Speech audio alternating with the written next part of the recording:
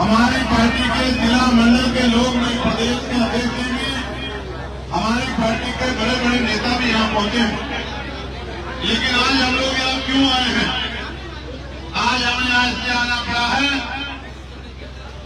काशीराम साहब बहुत पहले बात कहा करते थे कि जिस समाज का राजकाज नहीं होता उनकी बहन बेटियों पे जुर्म जाति अन्याय अत्याचार होता है और उनके साथ मान सम्मान से भी खिलवाड़ होता है, उनके साथ मारपीट भी होती है और उनके हक अधिकारों को लूटा भी जाता है।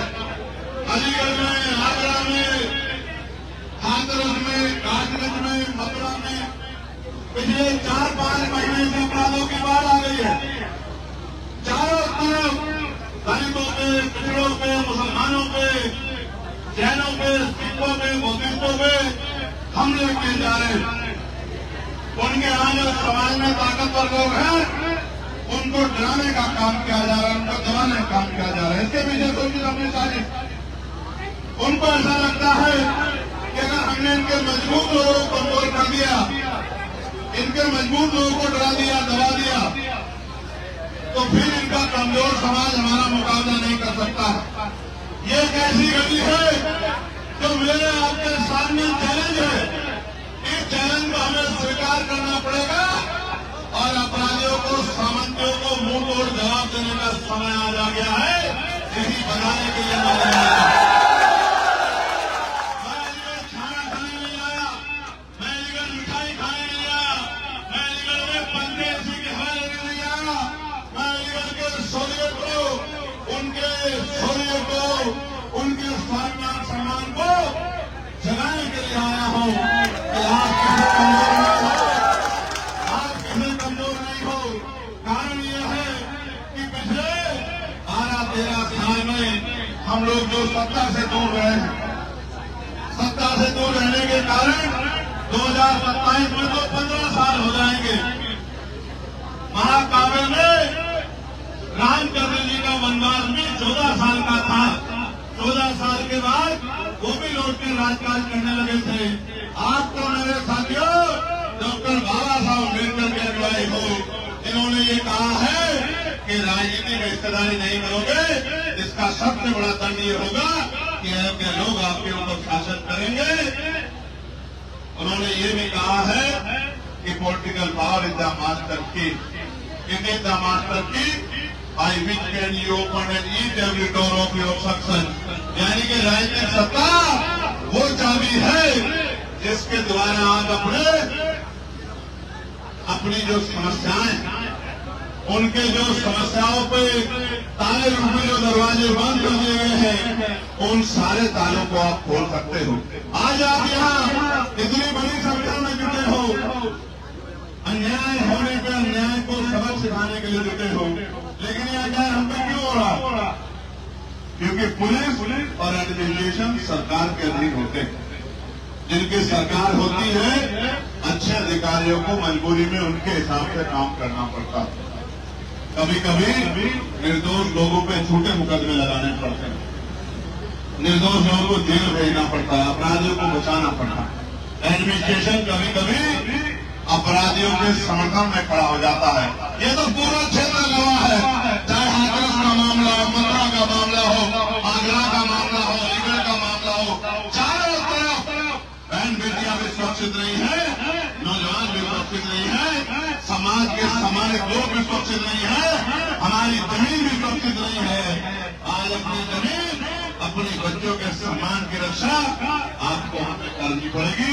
इसलिए आज हम लोग इकट्ठा हुए। जब हम लोग आपस में लड़ते रहेंगे, आपस में एक दूसरे की तान खींचते रहेंगे, इसको शासन प्रशासन भी देखता है, उनको ये एहसास होता है कि ये तो खुद में एकजुट नहीं है, ये अपने लड़ाई को लड़ने का काम कैसे करेंगे।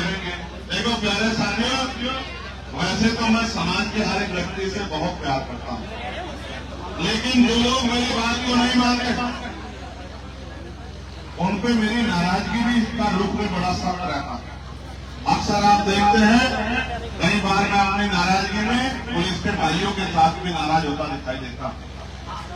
जब आपने कुर्सियां बिछी हुई तो आपको पीछे जाना चाहिए। आप जबरदस्ती में बिछी हुई कुर्सियों पे लोग घंटों से बैठे हैं, आप जबरन आके आपने हिस्सा घेर दिया, क्योंकि वो बेचारा शांति से बैठे, आपको कुछ कह नहीं रहे।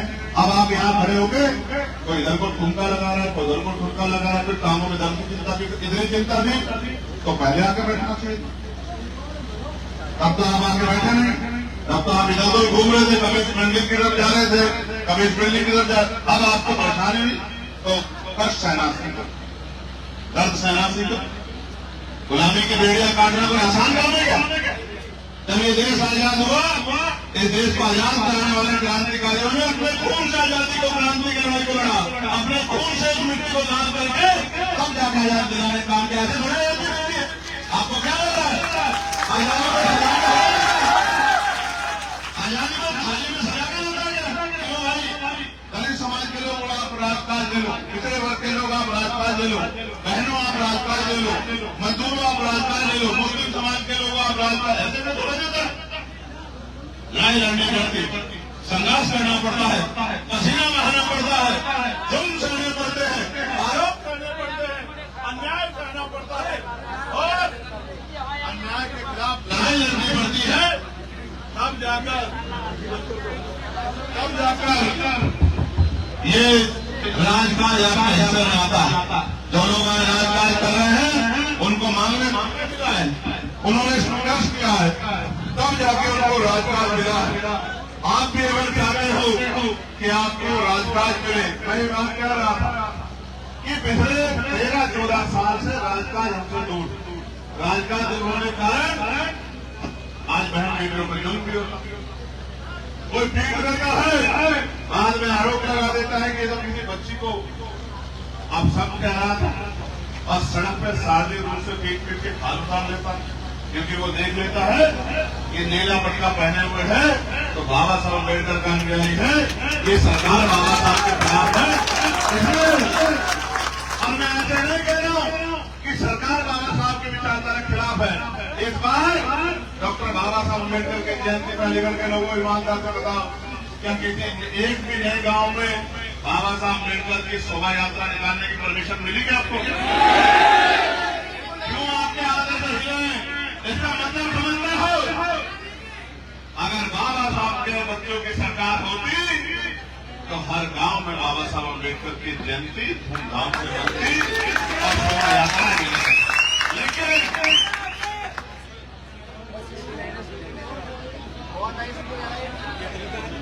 जिस समाज को जूते खाने की आदत पड़ जाती है उसको सम्मान का जीवन हजम नहीं होती।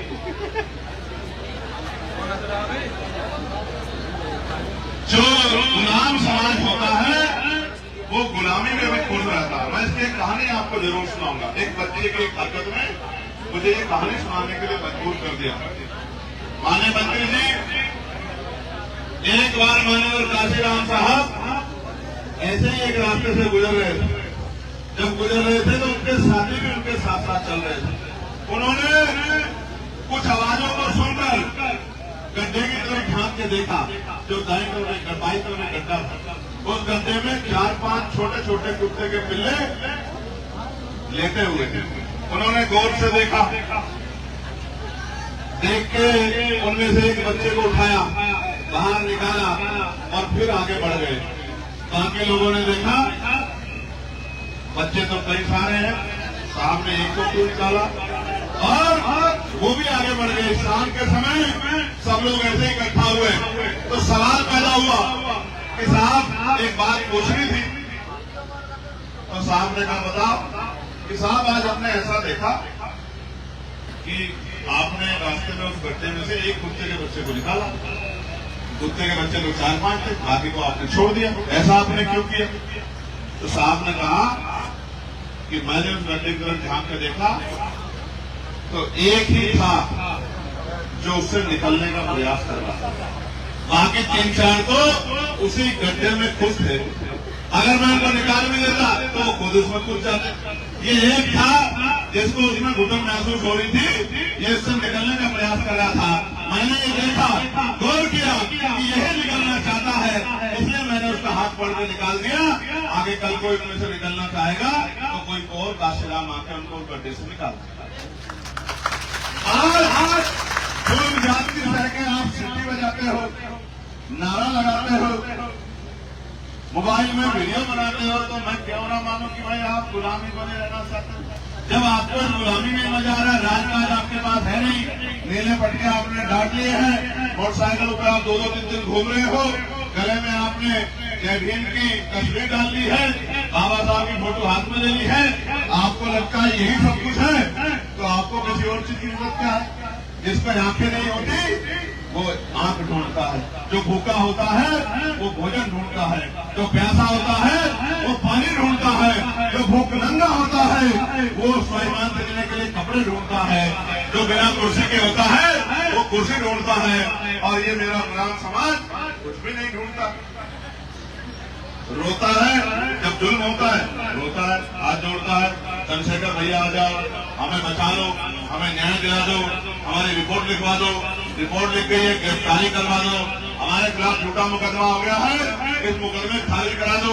और जब चंद्रशेखर आगे कहता है कि इस लापरवाही को छोड़ो, घर से निकलो, गाँव गाँव जाके काम करो, भाईचारा बनाओ, बूथ कमेटियां बनाओ, सेक्टर कमेटियां बनाओ, ताकत बनाओ, तो खैर ने मुझे 8,000 वोट देके मुस्कुरा के दिखाते हैं कि हमने आपको 8,000 वोट दे दिए। जब वोट तो देते हो भाजपा कांग्रेस दूसरी पार्टियों को, तो चंद्रशेखर आजाद के हाथ में क्या है कि जो तुम्हारी फांसी को छोड़ा देगा, जो तुम्हें रोजगार दे देगा, जो तुम्हारी महंगाई खत्म कर देगा, जो तुम्हें जो है अच्छे स्कूल कॉलेज बना के दे देगा। मेरे हाथ में क्या है? ताकत तो आप भाजपा को दे रहे हो, समाजवादी पार्टी को दे रहे हो, कांग्रेस पार्टी को दे रहे हो, गुलामी की चादर ओढ़ के बैठे हो, तो मैं तुम्हारी क्या मदद कर दूंगा? ना मेरे हाथ में ट्रांसफर की तो ताकत है, ना पोस्टिंग की ताकत है, ना सस्पेंशन की ताकत है, ना टर्मिनेशन की ताकत है। क्या है मेरे हाथ में? एक बार ये ताकत चंद्रशेखर आजाद समाज पार्टी भीम आर्मी को देके देखो, फिर बताना आपकी तरफ गरीबों की बहन बच्चों की तरफ को यहाँ उठा लेगा कैसे। हिंदुस्तान के साथ लगाए हो, अगर सच में बाबा साहब से प्यार करते हो, तो ये 20 महीने बाबा साहब के सपनों को पूरा करने के लिए, राजकाज लाने के लिए संघर्ष करने में लगाओ। और मैं चैलेंज करके कहता हूँ, डंके की चोट पे जिस दिन राजकाज आएगा, जो सबसे बड़ा शांति होगा वो सबसे बड़ी माया लेकर आपके लिए खड़ा हो जाएगा। जो सबसे बड़ा गुंडा होगा नाम का, वो सबसे बड़ा पोस्टर अपना लगवाएगा और ये कहेगा कि मैं आजाद समाज पार्टी का कार्यकर्ता हूँ, मुझे भी अपने चरणों में जगह दे दीजिए। ये बात होगी। अभी यहाँ मुस्लिम समाज के भाइयों को पीटने का काम किया, और कितना पीटा आपने देखा, किस आधार पर पीटा? उनके ऊपर आरोप लगा दिया कि ये जो यहाँ बैंक जो चीज है, यहाँ जो नीट जो है जिसको बंद किया गया है, ये उसको ले जाने का काम कर रहे थे। उनके पास पर्ची थी, उनके पास रिकॉर्ड था, भीड़ ने उनकी नहीं सुनी, पीट के हजमाना कर दिया, उनकी खाल खींच ली। आज मुस्लिम समाज के भाई ने पूरे उत्तर प्रदेश में आजाद समाज पार्टी काशीराम और आपके अपने भाई चंद्रशेखर आजाद की तरफ देख रहे हैं कि कोई तो हमारी आवाज उठाने वाला है, जो हमारे लड़ाई लड़ने का काम कर रहे हैं। पिछले वर्ग के लोगों में भी यही बेचैनी है कि जब नौकरी चली जाएगी, निजीकरण हो जाएगा, सरकारी नौकरी नहीं रहेगी, तो उनकी आवाज कौन उठाएगा? वो भी सिर्फ आंख बंद करके अब तक तो वोट देते आए, अब वो चंद्रशेखर आजाद समाज पार्टी की तरफ देख रहे हैं, चित्तौड़ साहब की तरफ देख रहे हैं, ये हमारे जिलाध्यक्ष की तरफ देख रहे हैं, ये हमारे माननीय मंत्री की तरफ देख रहे हैं, ये गुफरान भाई की तरफ देख रहे हैं, आप सबकी तरफ देख रहे हैं। उनको मैं क्या भरोसा दिलाऊं कि भाई हमारे लोग तो अभी राजकाज खाते ही नहीं है, राजकाज कोई मांगने नहीं की जाएगा, राजकाज तो छीनना पड़ता नहीं पड़ता। 8 घंटे मेहनत करते हो, मजदूरी करते हो कि 2 टाइम की अच्छी रोटी मिल जाए, आत्मसम्मान का जीवन मिले, इसके लिए 2 घंटे क्षेत्र में निकल के काम नहीं करते। मेरे आने में मोटरसाइकिल दौड़ाते घूमते हो। असल अगर मुझसे प्यार करते हो तो मेरे जाने के बाद गांव निकल के लोगों को जोड़ने का काम करो, भाईचारा बनाने का काम करो, तब तो बात है, वरना फिर क्या बात है कि मैं आ गया तो मोटरसाइकिल लेके आ गया। मैं आपको आपको फिर कहता हूं, राज आएगा तो काज होना, नौकरी मिलेगी, लोन मिलेगा, रोजगार मिलेगा, जमीन मिलेगी। जुल्म जाति अत्याचार देश छोड़ के भाग जाएगा, सरकार प्रदेश में बनेगी और अत्याचार देश छोड़ के भाग जाएगा, क्योंकि सबके कानों में खबर जाएगी कि अब जुल्म करोगे तो चैन से नहीं बैठ पाओगे, जेल जाना पड़ेगा, सजा होगी, बहन बेटियों का सम्मान होगा, अच्छे स्कूल बनेंगे, अच्छे कॉलेज बनेंगे, अच्छी यूनिवर्सिटियां बनेंगी, एम्स बनेंगे, एयरपोर्ट बनेंगे, इंडस्ट्रियल एरिया लगेगा, गरीबों को घर मिलेंगे, सम्मान का जीवन मिलेगा, सब कुछ मिलेगा अगर राजकाज लाओगे। और नहीं लाओगे तो फिर कहीं और से गोली आके लगेगी, फिर क्या करोगे? आप बताओ, कोई आपके आवाज उठाने वाला है? तो भाई आप किसके भरोसे बैठे हो? तो मेरे भरोसे बैठने से काम नहीं चलेगा ना, मेरे साथ मिलकर संघर्ष करने से काम चलेगा। रोज एक घंटा निकलो। देखो सुनो नौजवानों, कोई कहेगा कि नौजवान जिम्मेदार नहीं, मैं नहीं मानूंगा, क्योंकि इस देश का इतिहास कहता है कि 19 साल के थे सरदार प्रताप सिंह सराभा, जिन्होंने देश की आजादी के लिए बलिदान दे दिया था, फांसी का फंदा चूम लिया। शहीद आजम सरदार भगत सिंह 23 साल के थे जब उन्होंने देश के लिए भूख हड़ताल के 50 दिन से ज्यादा और फिर हंसते हंसते फांसी का फंदा चूम लिया। सम्मान नहीं झुकने दिया। आप 20-20, 25-25, 30 साल के नौजवान मेरी बात को गौर से सुनो, घर से निकलो, गांव में जाओ, गांव में जाके बाबा साहब के बारे में, आजाद समाज पार्टी के बारे में, हमारे संघर्षों के बारे में समाज को बताओ। समाज के अंदर विश्वास पैदा करो कि एक मौका आप हमें दो। घर से निकलो, एक गांव को तैयार करो, 2 गांव को तैयार करो, बूथ कमेटी बनाओ, सेक्टर कमेटी बनाओ, भाईचारा कमेटी बनाओ, व्यवहार पैदा करो और अगले 20 महीने काम करो, पूरे 5 साल इज्जत की जिंदगी प्राप्त करो। उसकी गारंटी मैं आपको लिखित करके देता हूँ, ट्रेड लेकर।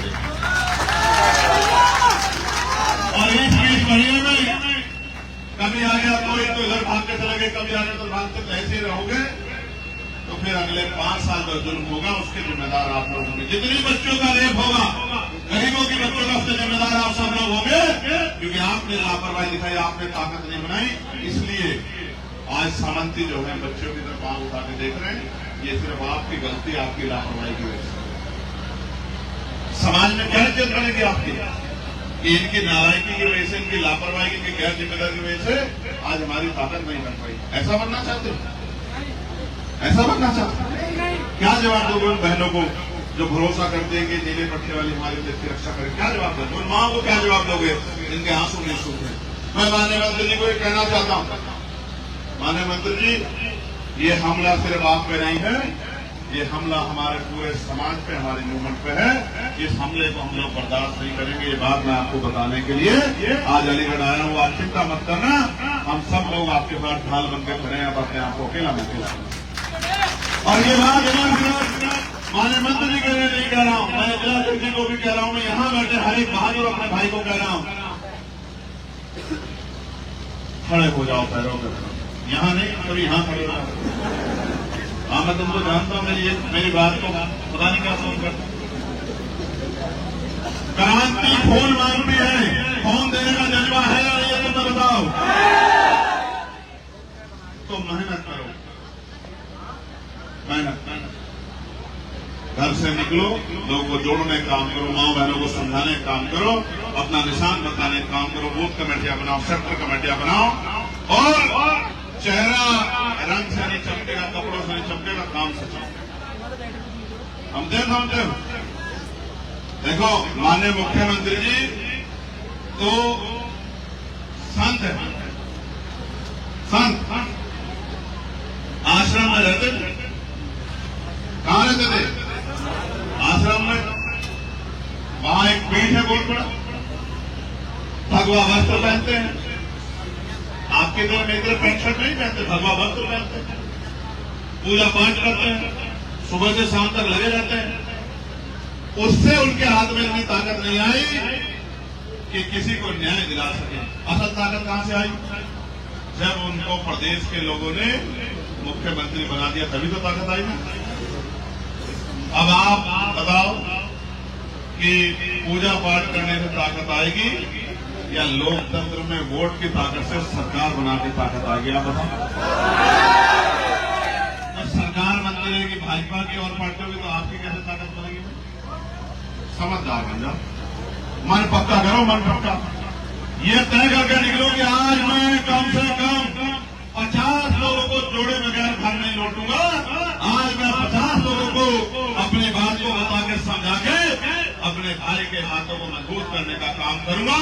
इस जुल्म को करने वाली सरकार के ताबूत में 50 मील ठोकने का काम आज मैं करूंगा। ये बात को सोच के घर से निकला करो, तभी जाके बात करें।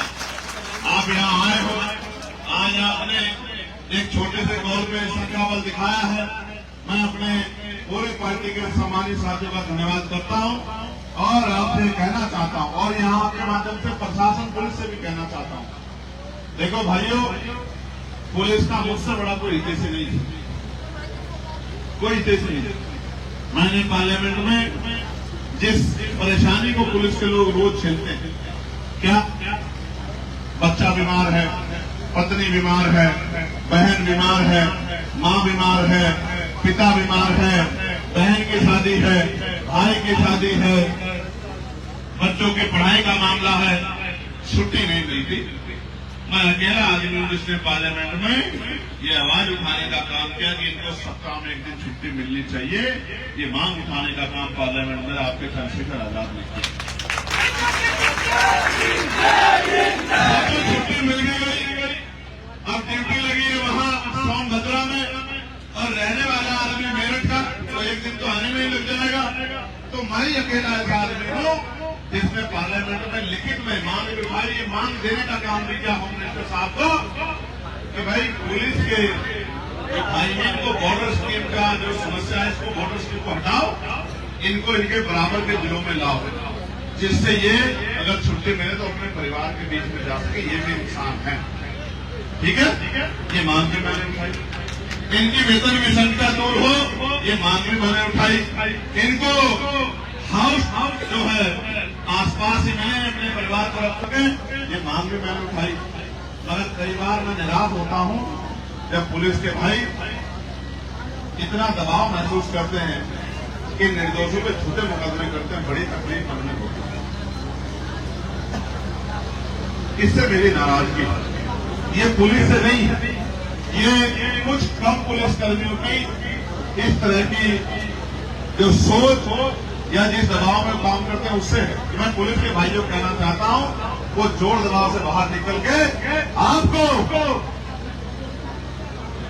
जब आप अशोक की लाठ लगा के माथे पे अशोक चिन्ह लगा के जब आप निकलते हो, हर एक गरीब कमजोर आदमी महसूस करता है कि अब मेरी रक्षा करने वाला आ गया है और हम उन पर जुड़ नहीं करे। भाइयों, आपकी परेशानियों को हल करने का काम ताकत बनने दीजिए। 2027 में आजाद समाज पार्टी करने का काम करेगी, आपको विश्वास है।